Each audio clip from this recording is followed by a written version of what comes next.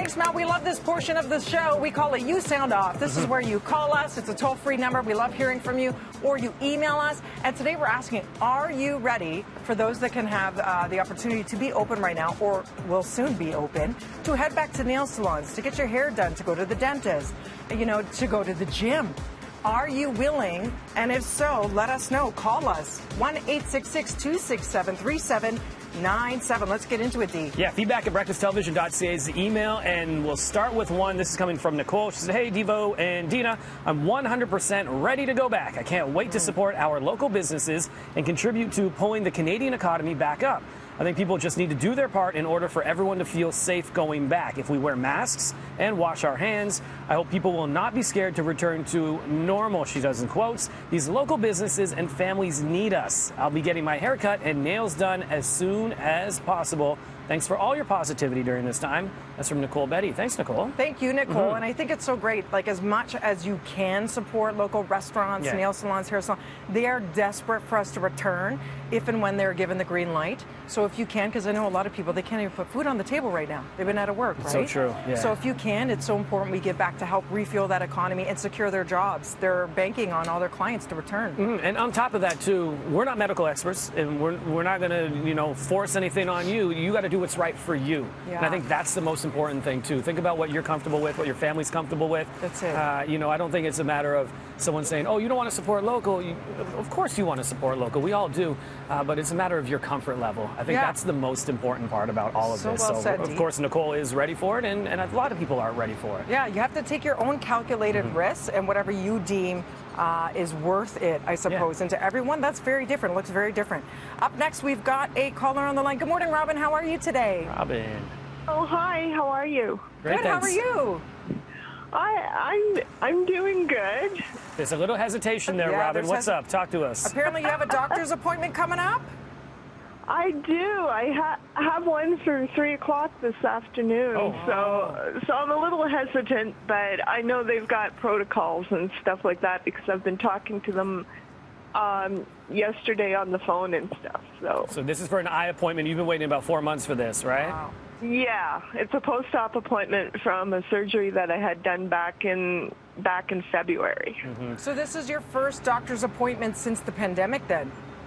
Yeah, since before, yeah. Yeah, and I think that's natural to have that sort of hesitation. My dad has gone to see an eye doctor as well during this time, and he said they've taken so many more precautions. So when it comes to, in the waiting room, it's pretty much just going to be you. It's not like you're wedged with a bunch of people, the mask wearing. So, rest assured that there are many measures in place to protect both you and anybody working there. Yeah, and you're in Mississauga, which is Peel region in Ontario, is one of the regions, one of 3 that will not open until next week. They're saying. So Toronto, of course, Windsor, Essex, and Peel region are these areas that will not open yet. So what precautions are you going to take this afternoon? What have you planned to do when you step out? Well, I always have a mask with me when I do go out. So if I go into like a mall area or Tim Hortons, I have it on. And then if I'm drinking coffee, obviously I have to take it off. But I make sure I'm away from people and stuff. For today, I'm just going to take the mask with me. I'm going to phone them before to say that I'm leaving, and that I'll give them a phone call when I get out at the front of their door, because that's what they want me to do, and then they'll come and get me when they're ready. Yeah. So, I mean, I can't do anything more than that. That's what they've told me to do. Yeah. Yes. And that, hopefully that makes you feel a little more comfortable and you take your time with it and stick to the precautions that you've talked about, right? We wish you the very best of luck and have a great appointment. We hope you get great outcomes and stay safe and healthy. Thank you so much. I will. Thank you for having me this morning. No problem. And you guys take care. And I love you. I watch you every morning. Thank you, Robin. Sometimes I hit the have phone in, and sometimes I get through, and sometimes I don't. But you know how that goes. Yeah. Listen, we appreciate you trying. Yeah, we appreciate you trying. Are you kidding? This is what we love this back and forth. It's one of our favorite parts of the day, because this is what we're all in this together, truly. So we love hearing from you and sharing. That's how we get through it. Thanks, sweet Robin. Good luck today.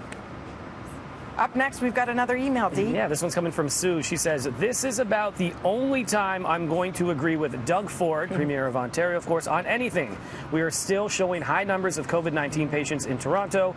Given the models that are happening in New York and Florida, if we open too soon, we're going to have a huge problem. I don't mind having to wait another month if need be to have my haircut or go to my favorite restaurant. I feel for Toronto's tourism, locations like the CN Tower and Wonderland, but for now, keep things closed. I see what she's saying. Yeah, at this point, it's like if you know you're going to regress or perhaps go way back 10 steps, wait a little bit longer, err on the side of caution, and then move forward rather than having to start all over again. Yeah, and I think, and you know, you hit on it when you said this is like one of our favorite times because we get to find out what the rest of the country is doing. And how you're living your life, right? We know what we do, but outside of that, we hear from you, and that's how we're getting the most real information. And I think, you know, when people were told you can expand that circle to 10 people, I don't know if everyone completely understood it. Yes. You know, I don't know if you do the math on it. If I have 10, you have 10. And then we hang out, that's not just 10 anymore. I'm not good at math, but that equals more than 10. Yeah. So I think there's a lot of, you know, chances like we're talking about New York and Florida where people did that kind of thing where they're like, oh, yeah, you got your circle, I got my circle, we're okay. And then that community spread happened again. And it could send those numbers back up again. I know that's what we want to avoid, right? And we're looking to those other models to know how to pivot and adjust because we're all trying to figure it out still as we go by looking to other cities too, going through the same thing. Yeah, for sure. Bonnie writes in, Bonnie says, absolutely have no problem going back to the hair salon. The salons are being very professional and astute in their sanitary process. Want to support our Canadians in this service. So again, that sentiment, I feel the same. I have so many friends in the hair industry at salons, and they're scared. They're worried people won't come back.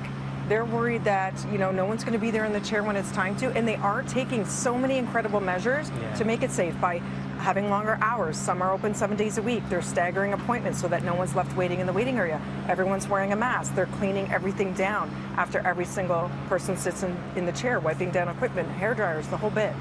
There's a lot involved, and you mentioned, you know, the equipment. The cost that's involved for a lot of businesses, and as we've mentioned throughout this segment, there's a lot of local businesses that might not have that financial backing right now in order to put all those things in place, right? So that's where they need a little more time in order to come up with the money maybe or come up with that equipment and that setup to be completely safe. So as much as they want to reopen, are they ready to or not either? Right? All the plexiglass, all that stuff that's needed, we talk about restaurants, you know, and that's an industry and that's just been torn apart right now. What if you don't have a patio space? What do you do, right? So many questions. Thank you again, everybody, for calling and writing in. That wraps off today's You Sound Off.